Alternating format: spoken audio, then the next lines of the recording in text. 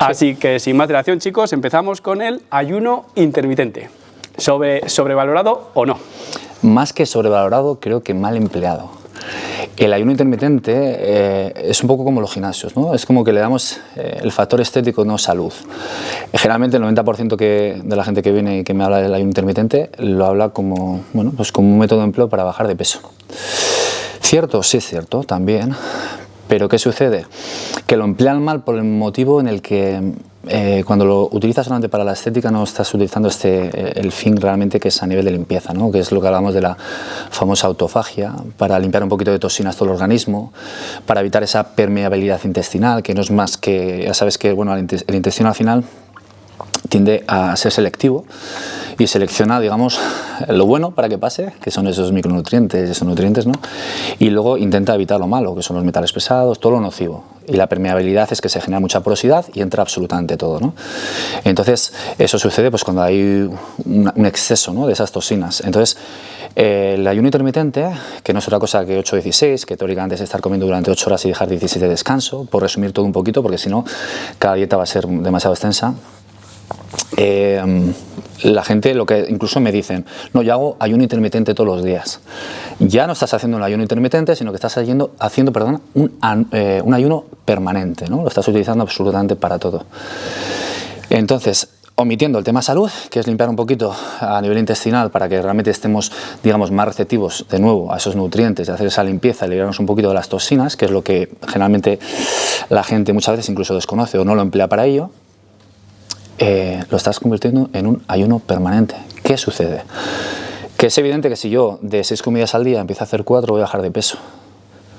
Mira, si hay una cosa con la que yo he tenido un mogollón de controversia, que es con el tema matemático, el tema calórico. Cuando yo hablo de calorías, me empiezan a hablar de que el cuerpo no entiende de calorías, que no entiende de números. El cuerpo no entiende de números, pero funciona con números, o sea, que no entienda.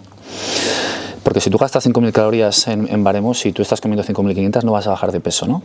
Entonces, si yo de 6 comidas empiezo a hacer 4 y hago un cómputo global calórico semanal, pues me va a salir un déficit calórico y va a terminar bajando de peso. Pero eso también requiere entrenamientos menos efectivos, porque si yo realmente vengo a entrenar sin nada en el estómago, es evidente que a modo de limpieza, aunque utilice el glucógeno hepático, etcétera, etcétera, ¿qué va a suceder? Que voy a ser menos eficiente en mis entrenamientos.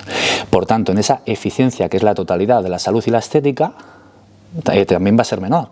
Porque si mi entrenamiento no es eficiente, si mi entrenamiento no es efectivo, no voy a conseguir realmente ese cuerpo que yo quiero. Vale. No sé si me he explicado bien. Sí, muy bien, muy bien. Como podéis ver, el tío le da caña, ¿eh? Sí, o sea, al final ese es un poco, está muy bien, está muy bien. Te voy haciendo pequeñas preguntas, ¿vale? Sí. Se le achaca beneficios como, por ejemplo, aumenta la hormona de crecimiento en la fase de ayuno. Luego, por lo visto, dicen sí, la aumenta, pero es intrascendente porque son pequeñas fluctuaciones que no tienen impacto. Luego también se le achaca, ¿qué más cositas? Posible mejora de la resistencia a la insulina, puede ser.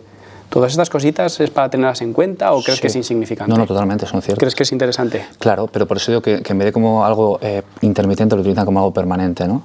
Entonces pierde la efectividad. Sí. ¿Te refieres a eso? A eso voy.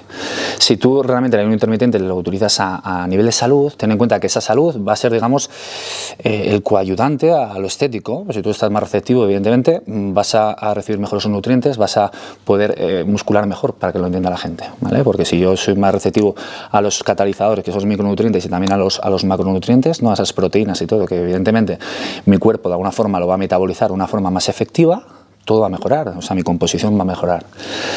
¿Qué sucede? Hablas de la hormona de crecimiento, hablas de la reacción a la insulina. Sí, pero si yo, vuelvo a repetir, estoy en un déficit calórico, porque me estoy perdiendo esas 2 comidas, porque estoy en ese ayuno, porque he reducido mi total calórico semanal, los resultados, sobre todo a nivel muscular, a nivel de crecimiento, van a ser menores, independientemente de la hormona de crecimiento, independientemente de esa recepción a la insulina. Entonces, gente que, por ejemplo, sea prediabética, gente que, por ejemplo, se sienta colapsado, se sienta siempre con somnolencia, cosas de este tipo, yo creo que el ayuno intermitente es totalmente válido. O sea, yo lo he probado y en mi experiencia, por ejemplo, yo soy una persona con tendencia a la tensión baja. A mí no me iba bien del todo por culpa de la tensión, ¿eh? Pues, es decir, si yo me quedo en casa no pasa nada, pero yo he practicado el ayuno intermitente yendo al trabajo, días a lo mejor de verano, que al final sabes que con el calor la tensión te baja y todas estas cositas, y si ya de entrada tienes la tensión baja, yo había veces que No toma cafeína en aquel... Claro, porque si lo hago con un café solo, ¿no? Que se puede, no romper ayuno, creo, diría. Café solo. Rompería el ayuno. A ver, ¿Un café solo? Bueno, sí, porque el café... No, ya no es que estamos hablando de cetosis o no cetosis, rompería el ayuno. O sea, no dejas... Vale. Sí, ten en cuenta que al final va a haber un cambio, ¿no? de todo ese proceso orgánico, ¿no? A través de un café. Rompería el ayuno. Lo que se trata es de un descanso total. Solo agua. Sí. Vale. Entonces, no, lo hacía bien en ese momento, pero entonces la tensión sí que es verdad que se me nubla un poco a veces la vista. Sí, ¿en serio? ahí se juntan varios factores. Puede ser, como te digo, el factor calórico. Puede ser que es evidente cuando no comemos la tensión se mantiene mucho más estable, está mucho más baja. Mira, nosotros en dietética, esto es un plus que le meto, si no le importa a la gente. Sí, dale, cuando, por ejemplo, queremos bajar la tensión a una persona hipertensa, el factor principal, evidentemente, independiente del tabaquismo y factores de ese tipo, es la sal y el caminar. ¿Vale? Quitamos la sal y quitamos el caminar y evidentemente la tensión va a bajar 1 o 2 puntos de una forma inmediata. Sí. Caminar es algo que es maravilloso a nivel vascular y tiende a bajar la... ¿Qué pasa? Que si a esto le sumamos el que no estamos comiendo, ¿qué está sucediendo ahí? Estoy metiendo menos cantidades, por ejemplo, de sales también. Claro. Las sales ocultas de cualquier alimento, de cualquier desayuno, de cualquier cereal. Entonces, si tú tienes tendencia a la tensión baja y le metes menos sal, esa tensión va a estar más baja todavía. Pero, claro, nosotros decimos, bueno, no vamos a llevar un ayuno intermitente, pero vamos a entrenar. Es que, claro, una persona sedentaria, un ayuno intermitente, bueno, ni tan mal, ¿no?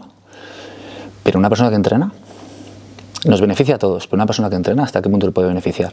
¿Hasta qué punto puede tener una demanda que realmente no le beneficie, sino que le perjudique un ayuno intermitente? Vale, a título personal, ¿qué recomendarías? A lo mejor hacer algún ayuno táctico, en el sentido de decir un ayuno cada 15 días, de manera premeditada, para buscar esos beneficios, a lo de autofagia que has señalado y demás. ¿Eso cómo lo estipularías a título personal? A título personal, esto es algo, para asegurarme, o para curarme en salud, nunca mejor dicho, yo creo que podría hacer un ayuno intermitente perfectamente una vez a la semana. ¿Un día? Sí.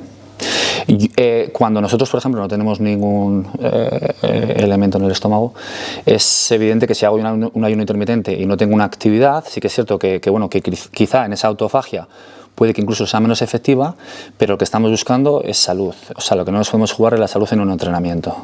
Entonces, yo aprovecharía en días de descanso. Por ejemplo, un domingo. Perfectamente. Chicos, apunten. Sí, el que no tenga actividad. Yo sé que aquí hay mucha controversia, porque cada dietista, cada nutricionista tiene su librillo, ¿no? Así, aparte que esto, si algo tiene esto, yo soy muy conservador, ¿vale? Pero si algo tiene esto es la controversia, porque hay personas que estarán haciendo el ayuno intermitente de forma constante, o sea, un ayuno permanente. Y nos estarán viendo, y hay alguno que igual es un poco radical, ¿eh? Totalmente. No sean radicales, sí. Escuchen. Sí, o sea... No, pero yo, por ejemplo, con el ayuno intermitente, por ejemplo, sí que saco cosas en claro. A mí, por ejemplo, el tema de la ansiedad, ¿vale? Cuando tengo una restricción calórica, menos calorías de las que me gustaría, que casi siempre es así, porque me gusta comer mucho, he notado que al meter todas esas calorías en una ventana de 8 horas, las comidas son más copiosas y, paradójicamente, en la fase de ayuno no siento hambre. Entonces, de esa manera, pues a lo mejor si estoy jugando con 2.200 calorías, siento que paso menos hambre que si las meto en 5 comidas. Pero te estoy hablando de sensación, no es por achacarle otros beneficios, sino que lo llevo mejor. Es la única ventaja que yo he encontrado. Y las contras, lo de la tensión. Que hay gente que me señaló, es que lo haces mal, tal, no sé qué. Bueno, soy una persona que tiene la tensión baja de normal. Sí. Haga las comidas que haga. O sea, eso me lo han dicho siempre que me han hecho. Soy una persona muy tranquila también. O sea, eso siempre me lo han dicho los médicos. Y aún así alguno te dice, no, pero es que lo haces, pues vivo mal. ¿Sabes? No. Como el que desarrolla una enfermedad, lo has hecho mal, ¿no?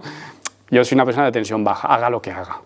Con el ayuno se me acentuaba. Claro, quizá en una persona que de por sí a nivel de salud esté bien y haga las cosas bien y que encima meta una herramienta, que la herramienta sea buena, pero a esa persona no le vaya bien. Claro, ¿no? Claro. Tú eres hipotenso. Una persona hipotensa, generalmente simplemente con que llegue el calor lo pasa mal, porque la tensión todavía está más baja. Una persona hipotensa, cuando da caminatas de larga duración, la tensión le baja más. De hecho, a este señor le debo la vida, en el sentido de que tú fuiste una persona que me hizo ver la importancia, o sea, yo sabía que tenía importancia, pero no hasta ese punto el tema de la sal. El tema de la sal es de lo que mejor a mí me ha venido, para el tema de la tensión y a la hora de encontrarme bien. Claro. Con la hidratación y todo. Sí. Es que fíjate, la importancia de las sales minerales, ¿no? Al final, como nosotros somos agua de mar, no somos agua de río, ¿no? Como dicen siempre, somos electricidad. o somos conductos de electricidad, por decirlo mejor, y la electricidad pasa a través del agua salina, la electricidad no pasa a través del agua dulce. Por ejemplo, yo no sé si te acuerdas que antiguamente en culturismo muchas veces se bebía agua destilada. Sí, eso es matador, ¿no? Pues te puedes ir a tu barrio, pero con... Eso es una aberración, ¿no? Claro. Tú ten en cuenta que si te quedas sin sales minerales, simplemente con la bomba de sodio de potasio a nivel cardíaco, al corazón, adiós. Sí. Ya no estamos hablando de deshidratarse y de que tengas un fallo renal. Estamos hablando ya de que somos todo conexiones. Una cosa que pasaba antiguamente era que la gente que iba a correr maratones, o sea, deportes de larga duración, esto os lo voy a decir a todos, cuando hacías un trabajo de larga duración aeróbico, lo que se pierde es agua, ¿verdad? Se pierde esa agua salina que tenemos en el cuerpo. Entonces, ¿qué pasa? Que se pierden las sales minerales. Entonces, tomaban bebidas de glucosa y les daban pájaras y no lo entendían. Pues si estoy bebiendo agua con glucosa, porque... hay algo que se llama la también permeabilidad a nivel celular y eso, evidentemente, es cuando no hay sales minerales no es posible. Ajá. Entonces no le entraba esa glucosa, no recibían esa energía y les daban pájaras. Porque se dieron cuenta que los deportes de larga duración lo que necesitaban era una isotónica y ya combinada con esa glucosa. ¿Qué tal lo ves a nivel? ¿La marca? Sí, no te preocupes. ¿Qué tal ves? A ver, quizá tiene menos... Tiene glucosa, tiene azúcar, me imagino. Esto es totalmente válido, pero sí que es cierto que hay que ir a por bebidas que realmente tengan unos niveles sobre todo de sales minerales aceptables, ¿vale? Yo no sé si no sabría decirte si tiene más o menos, pero sí que tiene tendencia a tener menos sales minerales en proporción. Sí. Entonces, cuando una persona, por ejemplo, un culturista entrena, sí que es cierto que lo que demanda principalmente, aunque sube, es glucógeno. O sea, por eso tomamos esas bebidas de asimilación rápida o más predigeridas como la maltodextrina, la mielopectina, ¿no? Porque es lo que nosotros necesitamos realmente. Pero en personas que tienen o lo que te pasaba a ti, el tema de la hipotensión, está claro que primero hay un factor eléctrico, en este caso de que faltan sales, y hay que mirar qué sales faltan. Lo voy a poner un poco en situación, tú igual no te acuerdas, pero yo me acuerdo que te dije, que te escribí, te dije, por más que me hidrato, sí, me siento deshidratado. Era una sensación, tío, decir, yo siento que me falta algo, que esa sensación de estar deshidratado a pesar de ver cantidades muy grandes de agua. Y fue cuando empezamos a hablar de la electricidad, conductor y todo eso, y fue cuando le empecé a dar la importancia que se merece. Y a partir de ese día, esa sensación de deshidratación se me quitó, tío. Claro, al final las sales son retenedores de agua también. Sí. Pero es que también se ha satanizado mucho, ¿no? Es que también, claro, te bombardean históricamente hablando la sal siempre. Yo, por ejemplo, también, por otro lado, escuchaba la cantidad de sal que necesitamos ya está presente de manera natural en los alimentos. En los alimentos. Claro, a ti te dicen eso de base, entonces tú dices, todo lo que estoy echando es vicio. Pero no, tío, porque somos deportistas, claro. No es vicio. Claro, ese consejo o ese comentario parece que iba referente a personas sin un desgaste como tal. Claro, es que... Claro, pero esas cosas hacen, si lo piensas, hacen daño. Porque yo siempre me cohibí con la sal por comentarios como esos. Ya está presente de manera natural en los alimentos. Sí. Si echas de más... Pues eso tú. Tú imagínate una ama de casa que no tenga conocimiento igual o ningún tipo de conocimiento sobre nutrición, claro, y que lo primero que perciba sea eso, ¿no? Que sea las sales son malas, ¿no? Es que si te das cuenta hay una tendencia por polarizar, tío, satanizar. Si te das cuenta, la leche, el huevo, la sal, los hidratos, o sea, te das cuenta, es satanizar constantemente. También la proteína a nivel renal, todo, tío, todo pasa por distintas fases, te das cuenta. Pero no hay un punto intermedio, es cuando es malo, ¡pum! Como enemigo público número uno. Sí, pero también quien lo demoniza es... la prensa, tío. Sí. Mira, yo te voy a contar una anécdota así bastante rápida. Un día, por ejemplo, en una entrevista, estaba yo hablando sobre por qué hay que comer los 3 macronutrientes, ¿no? El hidrato de carbono, proteínas y grasas, ¿no? Y recuerdo que yo hablaba de la importancia del hidrato de carbono, de utilizar como herramienta, claro, y depende qué tipo de hidrato de carbono, en qué momento del día, etcétera, ¿no? Y recuerdo que un no hater, pero no sé cómo llamarlo, bueno, el que me insultó y todo, ¿no? En YouTube yo vi, y parece mentira que seas dietista porque no sé si conoces la ketoadaptosis. Hay gente que tira una flecha, pero realmente luego esa flecha la clava, pero no sabe ni por qué la ha hecho. O sea, simplemente ha hecho por desconocimiento, ¿no? Porque la ketoadaptosis es lo primero que ha aprendido cuando ha empezado a llevar una dieta en su carrera. Pero suena muy cool. Sí. Te lo dejo para que parezca sí, que manejo, ¿no? Claro, y me dice, no sé si conoce la ketoadaptosis. Y dije, evidentemente, si tu cuerpo es tu amigo, si tu cuerpo todo lo va a hacer por protegerte para que sobrevivas, obvio, tu cuerpo se va a adaptar y se va a adaptar en la ketoadaptosis para que tu cuerpo aprenda a manejar las grasas para utilizarla como un elemento energético. ¿Cómo es que no le queda más remedio? Claro, tiene que haber una conversión. ¿no? Y tenga una conversión, evidentemente eso libera también un tóxico, ¿no? En este caso, pues los cuerpos cetogénicos no son ninguna cosa que sea una maravilla, evidentemente, ¿no? Eso es un tóxico, al final no deja de ser un tóxico. ¿Podríamos decir que es un plan B al cuerpo? Sí. Es como un plan B. Sí, de supervivencia, eso es. Claro, un plan B. Pero esto no le va a hacer gracia a esa gente. Claro, yo me he dado cuenta que son muy radicales, tío. Pero porque lo están llevando a cabo. Yo entiendo que si yo me compro el coche de, un Porsche, es un capricho, y yo quiero ese Porsche porque va muy rápido, y la gente me va a decir, ¿pero qué te sirve si no puedes ir más que a 120, ¿no?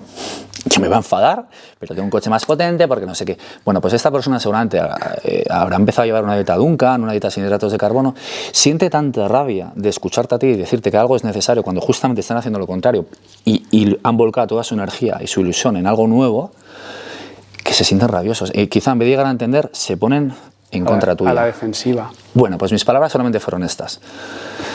Sí, la ketosis la conozco, pero aquí estamos hablando de ponernos fuertes. Estamos hablando de culturismo. Estamos hablando de utilizar el hidrato de carbono para ponernos fuertes. No estamos hablando de supervivencia. Y si tu cuerpo tiene que sobrevivir, lo último que va a pensar es en ponerse fuerte. Claro, y aparte es como que no estás utilizando todas las herramientas posibles. Entonces, claro, yo me di cuenta que tampoco entendió la totalidad de la entrevista, pero solamente se fue al punto en el que yo dije que el hidrato de carbono era totalmente necesario. Entonces yo bueno, les quiero entender, ¿eh? A mí me recuerdan como a las personas que han entrado en un sistema piramidal de estos Ponzi, que se piensan que se están haciendo ricos, y cuando tú como amigo les adviertes, se ponen a la defensiva y se piensan que eres limitante, que tienes envidia. A la gente no le gusta sentir o aceptar que han sido engañados muchas veces por pura protección del ego. Sí. Pues me recuerda mucho a eso. Vale, pasando a utilidad. Ya ves que me enrollo de verdad, ¿no? Sí, pero esto a mí me está resultando muy interesante porque a mí me gusta mucho esto y creo que se puede aprender muchísimo, pues ¿verdad? Hablo tanto de si la gente tiene paciencia. No, y chicos, un cafecito. ¿Café se puede? ¿Nutricionista? Y salen minerales porque con lo que hablo me deshidrato. Café se puede, rompe el ayuno, cuidado. Utilidad en el culturismo. ¿Crees que es útil o crees que realmente, si estás enfocado al culturismo, no tiene cabida bajo ningún concepto? ¿El ayuno intermitente? Sí.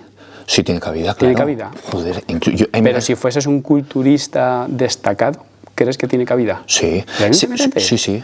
O sea, tiene cabida en el sentido de que, evidentemente, cuando van a competir no lo van a hacer, pero en sus puntos de descanso, a pesar de que hay que limpiar de una forma mucho más agresiva al cuerpo, es una forma de limpieza. Tienen un sistema digestivo totalmente sobrecargado. Entonces yo creo que a nivel de salud les viene bien, precisamente. Tú ten en cuenta que cuando utilizas más elementos nocivos tienes que utilizar más elementos, digamos, protectores. ¿Vale? Pues por lógica, ¿no? Y limpiadores en este caso. Entonces, para un culturista lo puede hacer perfectamente. Pero para que volvemos al punto anterior, de manera táctica quizás. De manera táctica. Por eso he dicho yo que el ayuno intermitente funciona, pero suele ser mal empleado. De manera puntual. Eso es.